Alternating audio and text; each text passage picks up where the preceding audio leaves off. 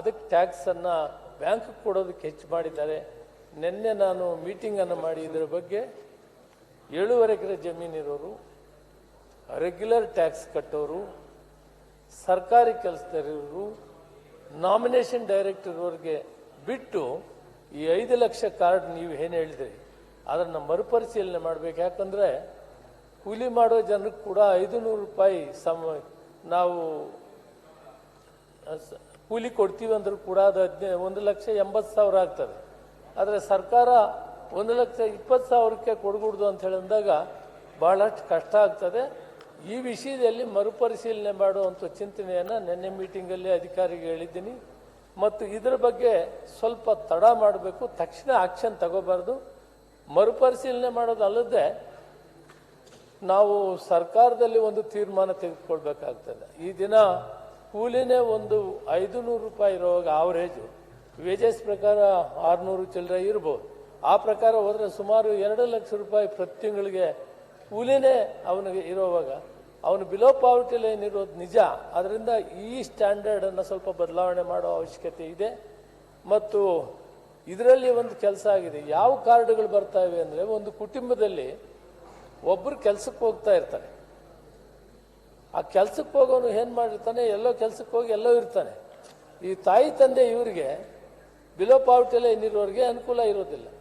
ಇದನ್ನು ತಹಸೀಲ್ದಾರ್ಗೆ ಅರ್ಜಿ ಹಾಕಿಬಿಟ್ಟ ತಕ್ಷಣ ಯಾರು ಮನೆಯಲ್ಲಿರೋ ತಾಯಿ ತಂದೆ ಅಥವಾ ಯಾರೋ ಅವರೊಂದು ಅರ್ಜಿ ಹಾಕಿದ್ರೆ 15 ದಿನದಲ್ಲಿ ಯಾರು ಕೆಲಸಕ್ಕೆ ಹೋಗ್ತಾರೆ ಅವರು ನಮ್ಮ ಜೊತೆಯಲ್ಲಿಲ್ಲ, ಅವರು ಬೇರೆ ಇದ್ದಾರೆ, ನಮಗೆ ತೊಂದರೆ ಆಗಿದೆ ಅಂತ ಹೇಳಿದರೆ 15 ದಿನದಲ್ಲಿ ಮತ್ತೆ ಅವರು ಕಾರ್ಡನ್ನು ಕೊಡುವಂಥ ವ್ಯವಸ್ಥೆಯನ್ನು ಮಾಡಿದ್ದೇವೆ.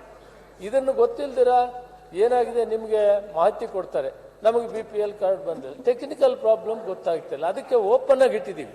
ಯಾರೇ BPL ಕಾರ್ಡ್ APLಗೆ ವರ್ಗಾವಣೆ ಆಗಿದ್ರೆ ತಕ್ಷಣ ಸಂಬಂಧಪಟ್ಟ ತಹಸೀಲ್ದಾರ್ಗೆ ಅರ್ಜಿ ಹಾಕಿದ್ರೆ ಆ ತಹಸೀಲ್ದಾರು 15 ದಿನದೊಳಗಡೆ ಅದನ್ನು ಪರಿಶೀಲನೆ ಮಾಡಿ ಅವರಿಗೆ ಕಾರ್ಡನ್ನು ಕೊಡಬೇಕು ಅಂತ ಮಾಡಿದ್ದೇವೆ. ಆದಾಯದ ವಿಷಯದಲ್ಲಿ ನಮಗೂ ಕೂಡ ಸ್ವಲ್ಪ ಅರ್ಥ ಆಗಿದೆ. ಈ ಗೈಡ್ಲೈನ್ಸಲ್ಲಿ ಸ್ವಲ್ಪ ಬದಲಾವಣೆ ಮಾಡಬೇಕಾಗುತ್ತೆ. ಸರ್ಕಾರ ಇದರ ಬಗ್ಗೆ ನಾನು ಮುಖ್ಯಮಂತ್ರಿಗಳ ಗಮನಕ್ಕೆ ತಂದು ಇದನ್ನು ಸ್ವಲ್ಪ ಯೋಚನೆ ಮಾಡಿ ತೀರ್ಮಾನ ತೆಗೆದುಕೊಳ್ತೀವಿ. ಅಷ್ಟರವರೆಗೂ ಯಾರೇ BPL ಕಾರ್ಡು ನಿಜವಾಗ್ಲೂ ಕೂಡ ಅವ್ರಿಗೆ ತೊಂದರೆ ಆಗಿದ್ರೆ ತಹಸೀಲ್ದಾರ್ಗೆ ಹೇಳಿ ಅವರು ಅದನ್ನು 15 ದಿನದಲ್ಲಿ ಮತ್ತೆ ವಾಪಸ್ ಕೊಡಿ. ಸನ್ಮಾನ್ಯ ಅಧ್ಯಕ್ಷರೇ, ಬಹಳ ದೀರ್ಘ ಉತ್ತರ ಕೊಟ್ಟಿದ್ದಾರೆ, ಸಮಾಧಾನ ತಂದಿದೆ. ಆದರೆ ಮುಖ್ಯವಾಗಿ ಹೆಲ್ತ್ ಇಶ್ಯೂ ಅಲ್ಲಿ ಬಹಳಷ್ಟು ಲಾಂಗ್ ತಗೊಳ್ತಾ ಇದ್ದಾರೆ. ಯಾಕಂದ್ರೆ ಹಾಸ್ಪಿಟಲ್ನವರು ಕಾಯುವುದಿಲ್ಲ. ಈಗ ಮಂತ್ರಿ ಆಯುಷ್ಮಾನ್ ಭಾರತ್ ಈಗ ಪ್ರತಿಪಕ್ಷ ನಾಯಕರು ನಿಲುವಳಿ ಸೂಚನೆ ಕೊಟ್ಟಿದ್ದಾರೆ, ಅದರದ್ದೆಲ್ಲ ಚರ್ಚೆ ಮಾಡಬಹುದು. ಆಯ್ತು, ಇದು ಜಸ್ಟ್ ಒಂದು ಆದಷ್ಟು ಬೇಗ ಹೆಲ್ತ್ ಇಶ್ಯೂ ಅನ್ನ ಕ್ಲಿಯರ್ ಮಾಡಿದ್ರೆ ಸಾಕು. ಕಡಬ ತಾಲೂಕು ಮಹೇಂದ್ರ ಕಲ್ಲಪ್ಪ ತಮ್ಮನವರ್ ಕೆಲವರು ಆಸ್ಪತ್ರೆಯಲ್ಲಿ ಅಡ್ಮಿಟ್ ಅವರಿಗೆ ಈಗಾಗಲೇ ಉತ್ತರ ಅವರು ಕೇಳಿಸ್ಕೊಂಡಿದ್ದಾರೆ. 930 ಕಾರ್ಡನ್ನು ಆದ್ಯತೇತರ ಅಂದರೆ APLಗೆ ಹೋಗಿದೆ ಅನ್ನೋದಕ್ಕೆ ಇದೇ ಗೈಡ್ಲೈನ್ಸ್. ಏನು ಕಾರ್ ಇದೆ, ಭೂಮಿ ಇದೆ, ಟ್ಯಾಕ್ಸ್ ಕಟ್ತಾನೆ, ಇದು ಇರೋದು. ಈ ಗೈಡ್ಲೈನ್ಸು ಕೇಂದ್ರ ಸರ್ಕಾರದ ಅನುಮತಿಯಿಂದ ಮಾಡಿರುವಂಥದ್ದು.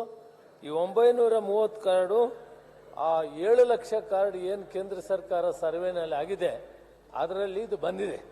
ಆದರೂ ಕೂಡ ನಾನು ಮಾನ್ಯ ಅಧ್ಯಕ್ಷರಿಗೆ ಮತ್ತು ಗೌರವಾನ್ವಿತ ಸದಸ್ಯರಿಗೆ ತಿಳಿಸೋಕೆ ಇಷ್ಟಪಡ್ತೀನಿ. ಯಾರಾದರೂ BPL ನೀವು ಹೇಳಿದ್ರಿ ಮಗ ಜೊತೆಯಲ್ಲೆಲ್ಲ ಕೆಲಸಕ್ಕೆ ಹೋಗಿದ್ದಾನೆ, ಪರವಾಗಿಲ್ಲ ಬಿಟ್ಬಿಡಿ, ನಾವಿಬ್ಬರೇ ಇದ್ದೀವಿ, ನಾವು 3 ಇದ್ದೀವಿ, ನಮಗೆ ಕಾರ್ಡ್ ರದ್ದು ಮಾಡಿದ್ದೀರಿ, ನಮಗೆ ಕೊಡಬೇಕು ಅಂತ ಹೇಳಿ ತಹಸೀಲ್ದಾರ್ಗೆ ಅರ್ಜಿ ಕೊಟ್ಟು 15 ದಿನದಲ್ಲಿ ಮತ್ತೆ ಕಾರ್ಡ್ ಕೊಟ್ಟು. ಸಭಾಧ್ಯಕ್ಷ